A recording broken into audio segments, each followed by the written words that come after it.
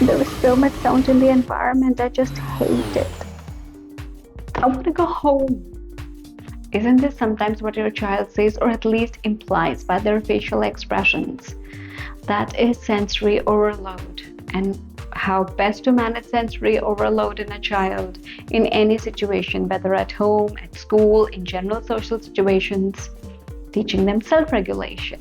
So this is part 2 of my topic on self-regulation in children. A child's self-regulation can get disturbed if they have some kind of fears, phobias, which are actually part of their sensory experience. So for example, the child is not comfortable on stairs, swings. They have more of defensive kind of behavior. So either they are touch defensive, they're not comfortable touching too many things, sitting near people, going close to people. Then they have difficulty with the textures of clothes. They are not able to wear this long sleeve. Even in children who have gravitational insecurity, where they are not comfortable lifting their feet off the ground too often. So for that purpose, they always want a supported surface. They won't be comfortable sitting on a stool. They don't want to climb stairs that often. They really do not want to participate in games like jumping, running, or even on swings, slides in the playground. They're just not comfortable with that, which could be perceived as a fear. The common technique that can be used in this way for self-regulation is going in a step-by-step manner of desensitizing the child. That is also a way of self-regulation. And the first step is your child comfortable, then move on to the second step. So your child is really fearful. Only walking on a simple surface, a ground level, is comfortable. So how do you start? You don't have to raise the plank, just keep a plank on the floor and ask them to walk on it. So it'll be easier for them. Next time you can raise the plank maybe 1 inch off the ground and say if they are able to cross it, if they feel comfortable crossing it, and then you can raise the level higher. Check out my video on behavior management techniques, how to use them with children, simple ways of reinforcing children, which are the good ways, how negative reinforcement works also, and how the behavior and its consequence can be taught to the child. I want to take an example. Your child really likes to go to the park. What do you do in that case? The child just does not want to leave. You tell them, okay, I have a timer ticking over here. When you hear the bell, we'll go home. So they know that till that time, they are free to do whatever they want in the park or the playground. Then playing any kind of slow game. So for example, you want to teach your child ball game. So what do is, don't exactly tell them, why don't you throw the ball? Sit opposite the child, very close, and tell them to simply roll the ball towards you.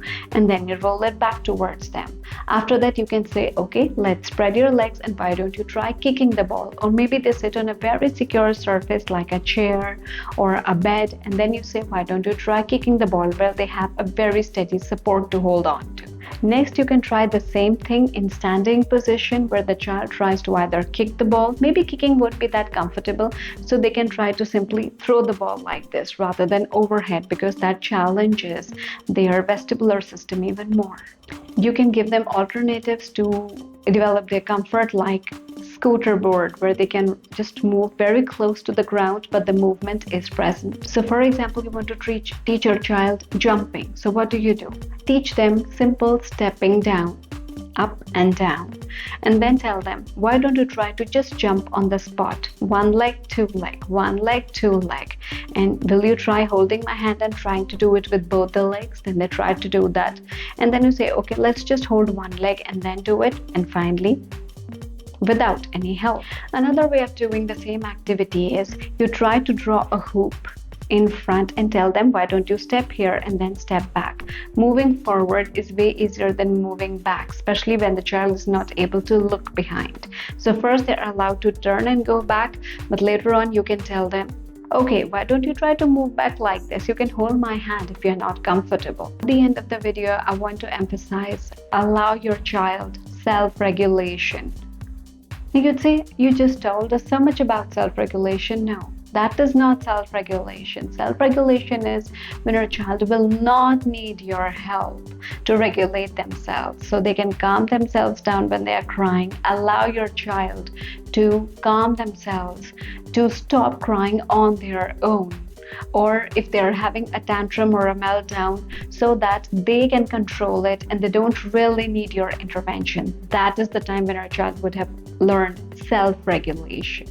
So, two simple things at the end: soft voice when you want to calm your child, and stop talking when you think it's not helping. So let me know how much you learned from this two set of videos that I created for self-regulation. Apply them on a regular basis with your kids. Let me know how informative it was. Mention in the comments below, like and subscribe the channel for its growth, and I will be able to give you more content in this channel of Road to Rehab. We'll meet again.